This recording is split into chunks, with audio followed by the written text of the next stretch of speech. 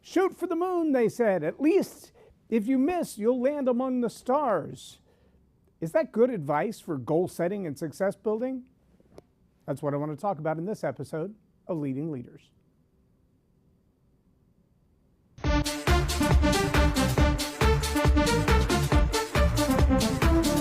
Think storytelling's just for bedtime? Nah, it's the secret sauce for business magic. Stuck in a rut with bland pitches and yawning clients?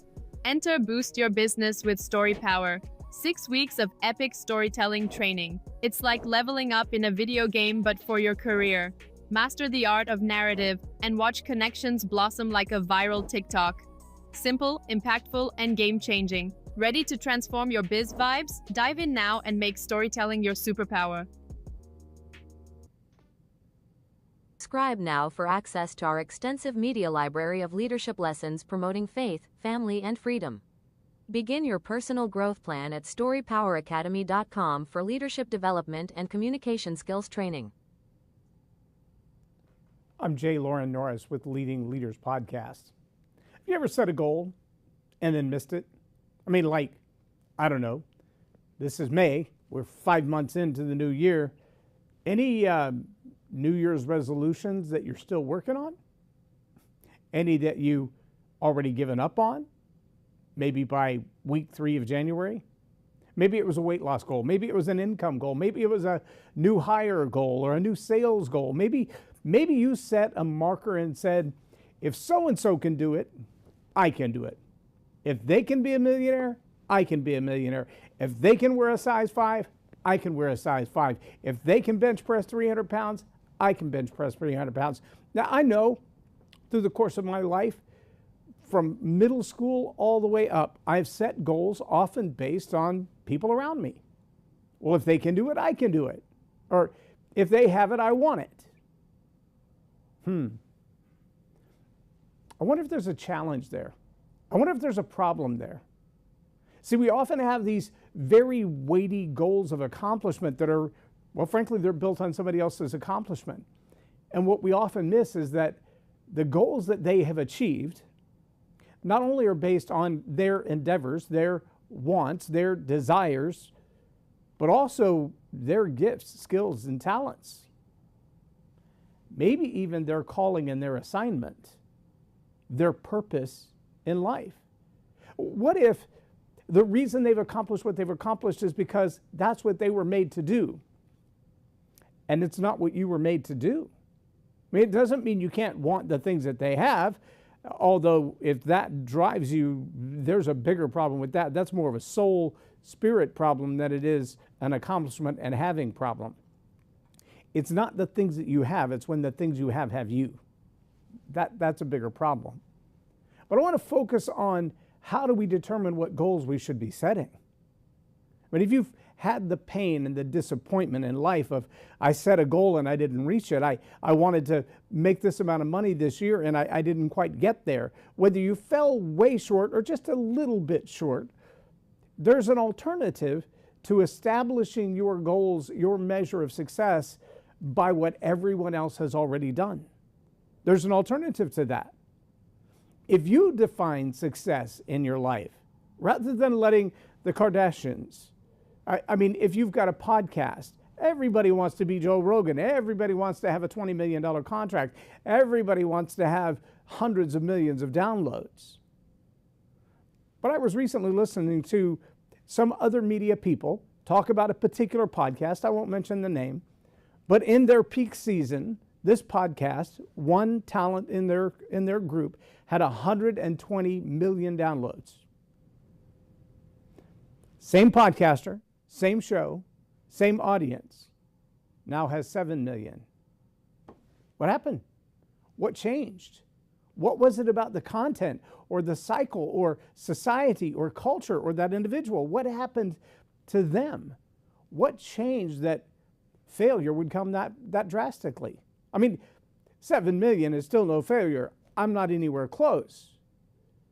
But if you're comparing the income from 120 million views to 7 million views, you're going to notice that in your bank account.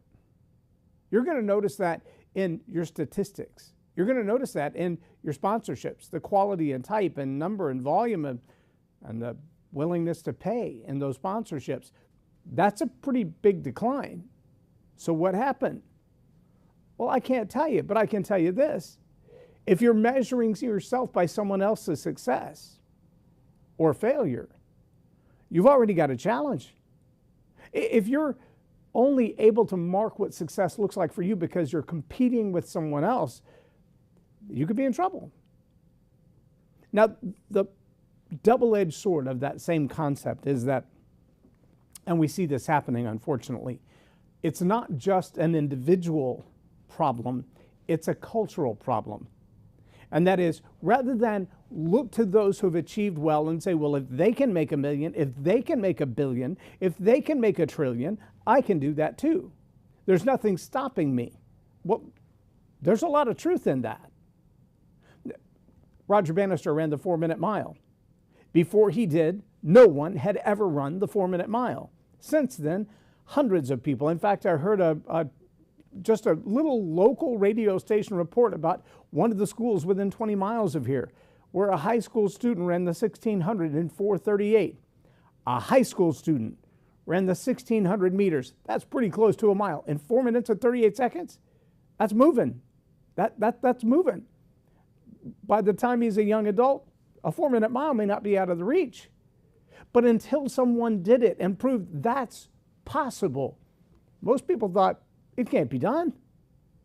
So watching those who have succeeded before you and setting a marker to go, if they can do it, I can do it, that's not an unreasonable thing, but it can't be your only target. Now the flip side of that, the double-edged sword of that, has its own problems as well. See, the other side of that is to say, well, I'll set my own targets for success.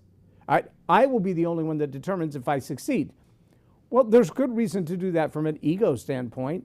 A whole lot less pain of failure if you look at it and go, like the cat who runs under the patio door. That's what I was trying to do.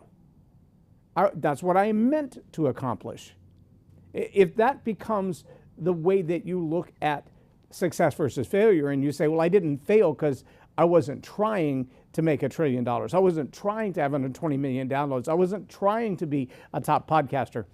You have to ask yourself the honest question, is that a genuine answer, or is that an excuse?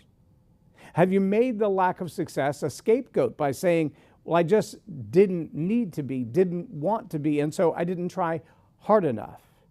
See, that's the other side of this double-edged sword. There are a lot of people who feel like if I don't reach the level that I want to, if I'm not at the tippy-top, then wherever I land, I'll readjust my goals to that. If I thought I'm going to make $10,000 on this project and I only made $3, rather than say, what did I do wrong for that gap? I simply say, well, 3 is a good target. Okay, it's not a bad target compared to nothing. It's not a bad target if you compare it to everything you've done in the past and its actual progress. But what if you said everybody else has done $20,000 on similar projects? My goal is 10. Okay, not bad. If you realize that you're making progress and 10 is a step forward, and although 10's not where everyone else is, 10 is still an improvement for you, that's a good goal to set. It's reasonable. It makes sense. But if you then land at 3 and not 10, do you settle for 3 being the new target? Do you rewrite your expectations to say, well, I'm not going to label that as a failure. I'm not going to say that I missed my target. I'm just going to accept that where I am is good enough. Of course, you can succeed if you define your own success. You'll never be a failure again if you define your own success, and especially if your success is a moving target based on what you actually accomplished. It can feel really good to say, never failed at anything. I've always succeeded. Why? Well, because I moved the goalposts. I mean, I didn't kick it just through the goalposts where they were, but I moved the goalpost closer, and so I'm still kicking from the 50-yard line, never mind that the goalpost is now on the 20. I just made my life a little bit easier. I can still establish my goals. Now, let me tell you, from a leadership standpoint, this is not just a personal challenge, but corporately we see a very similar thing. culturally and societally, we see a very different thing. We see that we have lowered the standard in a lot of areas of education, social behavior, ethics, morality, integrity. A lot of these things have completely gone out the window. And so behavior in public places is a great earmark for us to look at and go, that's not what it was 5 years ago. I mean, I'm old school enough to remember yes, sir, and yes, ma'am, holding doors open for strangers, especially for ladies. And even for absolute strangers that you don't like, don't know, don't agree with, don't even like that color of their hair. Opening doors for other people is a polite thing to do. I've been in society, I've been in a shopping mall where my boys and I were doing an event and watched an old man and an old lady making their way to the door. When I say old, I mean like 2 or 3 shuffle steps every 30 seconds, kind of old. Probably pushing 80, 90 years old pretty easily. Not old like me, older than me, old enough to be my grandparents. Making their way to the door. And as they get about 10 steps from the door, she slows her pace and he picks his up. I mean, he was blazing fast, like 5 steps every 30 seconds instead of 3. He was moving. He got to the door and reached for the door to open it, to hold it open for his lady. And out burst these 3 teenagers, I would say maybe preteens even, 11, 12, 13 years old, in that range. 3 of them together, obviously brothers. They came out the door, all of them staring at their cell phones or their digital devices, burst through the door, nearly knocked the old man over, ran right past the old lady and looked at her like, why are you in my way? Made their way outside, and I thought, where's their dad? Somebody should have a talk with them about what it means to respect elders, especially feeble elders that might need your help. Now, the next person out the door literally did run into the old man. Just as the old man let his wife walk through the door, a full-grown man, staring at his phone, ran into the old man, bounced him off the door, and then threw his hands up like I was trying to come out the door. And I'm thinking to myself, well, those boys are never going to see correction because the only success model they see is, in my opinion, already a failure. That's not a good thing. That's not good for our society. That's not good for our culture. And if the best model they have is disrespectful, self-absorbed, narcissistic, egotistical, if that's the best model they have, guess what they're going to strive to be? And if in their eyes he is a success, income, accomplishment, education, career, they're not just looking at that going, well, this is the best model that I have, but they're looking at it going, that's the model everyone should strive to. And suddenly, leadership takes on a whole new role. See, we've got to realize as leaders, we're not just establishing what success looks like for ourselves. We're not just deciding, could I accomplish what that person has accomplished? Could I put that much money in the bank, buy that much real estate, build that many companies, start that many new projects? Could I actually pull that off? Could I write? I met a guy recently who wrote 140 books, I believe is what he told me. Wrote 50 of those in the course of a year or 2. That's pretty impressive. So far I've written 7. I haven't published all of them yet. But that's a lot of work. That's a daunting task. And when I asked how much of that was written by AI, he said none. Absolutely none. I have a formula, I have a format, I have a tool, but I just spend a lot of time thinking. I don't use AI to write books. That's quite an accomplishment. It will be quite the legacy when Gary Reed is gone to know that all of those books have been thought through, poured into, and left as a legacy. That's a lofty goal to achieve. For anybody to say, I'm going to write 140 books, you better get busy. That takes some time. That takes a minute. That may not be your goal.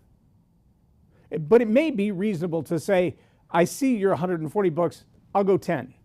I think I can write 10 books. I might not be a Grant Cardone when it comes to real estate. I may not be a Patrick Bet-David selling off my company for $250 million at some point. That's okay, but they still have some things in their success principles, their success processes that I can model, that I can mimic. Now, I don't look at the top players in any game and say, I want to be exactly like them. Gary Vee has a modicum of success, a level of success, grand accomplishments, a persona, a brand, an identity. Everybody knows who Gary Vee is. I actually met somebody the other day who didn't know the name. That was kind of baffling to me, but everybody knows who Gary Vee is. Everybody knows who Grant Cardone is. Everybody knows who Diamond from the Shark Tank. Why is his name escaping me? Most people know these names, right? Mark Cuban. We know who they are. We know what they've accomplished. We can look back at their track records. An Elon Musk, a Jeff Bezos. We can look at their track records and go, they've accomplished incredible things. We can read their books, Your Next 5 Moves or Keep Your Enemies Close. You can read those books and learn what those strategies were. Why did they accomplish what they did? What did they fail at? I've read Vivek Ramaswamy's book. You can see the patterns of their success. And then you have to ask yourself honestly, if I built a company like that, sold that much real estate, sold my company for that amount of money, employed that number of people, hired that many salespeople, if I did those things, would that be success for me? Or would that be me trying to live someone else's life?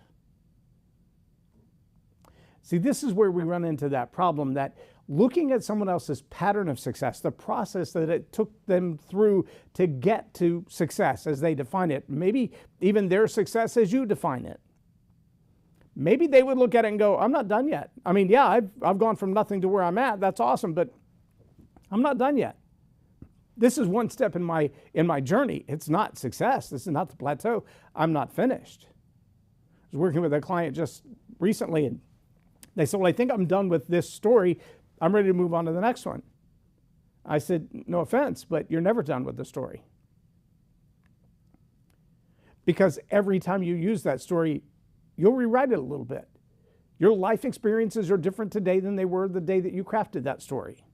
Your understanding of how that story impacts other people is a little different than it was last time you used that story. And next time you use that story, you should have enhanced, added to, polished up the refinement of how you tell that story, if only just to add one more dramatic pause. If only to look at a word that in the vernacular of a certain audience, you're like, if I use this word instead of that word, man, that's going to have so much more power to them. I learned a new word last night while working with clients. Someone said, I don't know if it was just ear hustle or blah, blah, blah. I went, what, huh? Ear hustle? Is that like ear wax? What is ear hustle? I've never heard that before. And when they explained it, I went, oh, yeah. See, the circles I run in would say a very similar principle. Things are caught and not taught. In fact, some of the best things are caught and not taught. He wasn't talking to me directly. I overheard him from somebody else. I heard the coach tell the other player, you need to do this. And I went, oh, well, I'm not doing that either. Maybe I should do that too. Ear hustle. New word on me. In certain audiences, in certain vernacular, perfect addition to my story. Perfect thing to add to my journey toward success. These are the kinds of things that I'm talking about when I say, if you define your own success, you'll never fail. Shoot for the moon and you'll at least land among the stars. It's not an unreasonable philosophy, is it? I mean, unless you're a geophysicist or an astronomer and you actually realize that the moon is far closer than any star. And if you aim for the moon and fall short, Earth's gravitational pull is probably going to suck you right back in. And so you're not going to land among the stars, you're probably going to land in the ocean. But I'm just saying, I'm not an astronaut. I don't work for NASA. I'm not an astronomer. Maybe you should ask someone who knows better. Maybe the philosophy of shoot for the moon and at least you'll land among the stars was nonsensical when they said it. But how many people build their life around phrases that have no reality at all? They kind of get suckered in. It sounded good. Sounded good in the moment. Thought I'd try it. And then I can't figure out why it failed. But see, when we set goals that are easy to achieve, they don't stretch us. They don't pull us. They don't cause us to take a risk, look for a reward, break down what it is that we're doing right now. Will this next level of achievement, this next plateau on my journey, Will it demand a lot of me financially, emotionally, relationally, time commitment? Will it demand a lot of me and then cause me to become someone I'm not meant to be? That's a question worth asking every day. So when you define your own success, you get to determine whether you win or lost. You get to determine, was that a grand success or a grand failure? You get to determine, am I becoming a better me along the way? I mean, many people woke up and had all the money in the bank they wanted and then realized it was a huge mistake. Listen to the story of Myron Golden or even Paul Martinelli. These are guys who can tell you, I started off with nothing, I worked my way into the millions, then I lost it all. Why did you lose it all? For some, it was a straight up character flaw. For others, it was a mistake in trusting someone they shouldn't have. For others, it was just taken away from them. But see, it wasn't success, then failure in the end. I don't remember who said the quote, but it's a brilliant quote. It says, success is not permanent, and neither is failure. That's a paraphrase. Success is not permanent, and neither is failure. You don't fail once and stay there unless you quit, unless you give up. You've got to redefine success again and again and again. Now, I don't suggest that you take the high bar of success in your life and you lower it to the place where it's comfortable and easy. I don't want you to create in your life a bar so easy to jump over that you can call success getting out of bed. I do know people who've gone through seasons of depression, overcoming addictions, a loss of a loved one, and getting out of bed was a huge success. I watched a little Facebook reel. The guy who does all the street photography, I think his name is Zach. He's doing street photography. He sees this very funny looking little dog. It was a particular breed of a greyhound. He sees the dog and he asks the lady who's walking the dog, can I take a picture of your dog? He takes a couple of really cute shots. This dog's got one of those ears that likes to stand up, one that's floppy. You may have seen it on Facebook. And then he says, what does the dog mean to you? And she said, well, I adopted him after a really bad breakup in my life. And in all honesty, I didn't want to go on. I lost my routine, I lost my day, I lost my purpose, I lost everything. But when he came into my life, I had a reason to get out of bed, a reason to go to the park, a reason to walk around the block, a reason to keep going. The dog became my hope. Now, the dog is not success. But if your life has reached that kind of place where you've fallen from the highest plateau and splatted on the ground, Dave Ramsey says when you fall that far, you don't bounce back, you splat. You got to get up again, like a really bad cartoon character. If your life is there, then redefining success to say, I don't just win when I have $1 million in the bank. If I get up for the next 5 days in a row and I get out of my pajamas and I put on some clothes and I go apply for a job or I go have coffee in a public place and have a conversation with a stranger, if that's what success looks like for you today, strive for that. If reading a book cover to cover that's going to change the quality of your life, if that's success for you today, strive for that. Invest in that. The biggest failure is to look at someone else's accomplishments and say, that's my only goal of success. If I don't do that, I'm a failure. Because that's not true. Every day you can improve yourself, that's success. Define your success. But let me encourage you in this. Don't define your success so far out that it's unachievable. You'd be amazed what you can do in a day if you do it every day with consistency. Success will come a whole lot faster that way. Now, I'm going to give you one more encouragement. They say you will become like the 5 people that you hang out with. You've got to associate with people who are going to push you to be your very best. Maybe they have not achieved that financial status that you seek. Maybe they haven't accomplished as much in the business world as you would like to accomplish. I get that. That's fair. But if they're the kind of people that you look at and go, your core values, your principles, your practices in life, the way you treat others, those things I admire. You can hitch your wagon to that star and hold on for a ride because as you become a better person, as you grow in your own self-development, you're going to find that access to all these other things that you've been setting as your goals becomes easier. I tried out for the DFW Fire Department, Police Department, EMT in 2001. In fact, in the first week of September of 2001. And because it's police, fire, and EMT, that was a pretty strenuous physical agility exercise that you had to accomplish just to be in the running to be considered for the job. And so I practiced my running because I'm a big fat guy and running is not my easy thing. I practiced my running. My son would get on his bicycle with his training wheels and we'd jog through the neighborhood over and over and over. The day came for the test and I thought, they're going to put us out there in blocks, little groups of people, and we'd all take off according to the gun and at least have a pace to run with. No. I get to the track, and there's like 10 guys with stopwatches. And so I walk up there, I'm waiting for a crowd, and he's like, go. And I'm like, go? Fine. So I take off. Well, there's only one other person on the track. He's about 8 inches taller than me. He's got legs like paper clips, stretching way out there like a 15-foot stride, so it looked like. I felt like I was trying to chase a cheetah down. It was crazy. So there's this little fat guy chasing this cheetah around the track. It's just a 440-meter sprint. And I'm thinking, I'll be lucky if I make it past the finish line alive. I have to finish this in 2 minutes to qualify. I cross the line. I look at the guy. I'm breathing. My lungs I feel like they're on fire. And I looked at the guy with the stopwatch. I said, did I even make it fast enough to qualify? And he laughed out loud. And I'm like, wow. Well, I thought if there was anything that was going to be my Achilles heel, it was going to be this sprint. And he turns the watch around. And he said, you got to qualify in 2 minutes, right? I said, yeah. He said, you did it in 48 seconds. I'm like, I can't run 440 in 48 seconds. I have done that since I was in Honduras in my 20s. He said, well, you did it today. Why?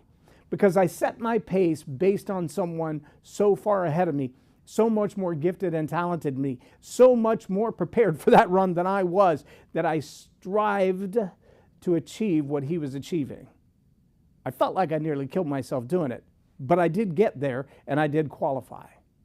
Maybe you need to stretch yourself just a little bit, find that person who's just a little bit ahead of you, not so far ahead that it seems unrealistic. Look, if you define your own success, you'll never be a failure.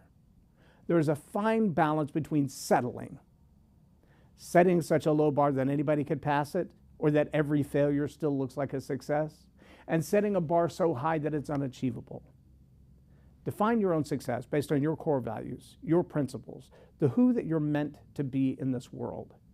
And not only will you find success, but you'll find yourself to be a role model for a lot of people who are really close to giving up right now. Change the story about what success means to you, and you can transform your life and a lot of lives around you. I'm Loren Norris with Leading Leaders Podcast for Tell It Like It Is TV. Have a blessed day. There is a retreat coming up that I want you to know about. It's called the Story Power Academy Retreat. This Story Power Retreat is about focusing on your communication skills, taking them to the next level. Discover, develop, draft, deploy, and deliver some of the best stories you've ever learned. You're going to listen, create, connect, relax, and reflect around this beautiful lake scene in Granbury, Texas. It's a chance to rejuvenate and refresh and start over with some of the best training you can possibly imagine around storytelling, leadership, and communication. Join us, get away, and Subscribe now for access to our extensive media library of leadership lessons promoting faith, family, and freedom. Begin your personal growth plan at storypoweracademy.com for leadership.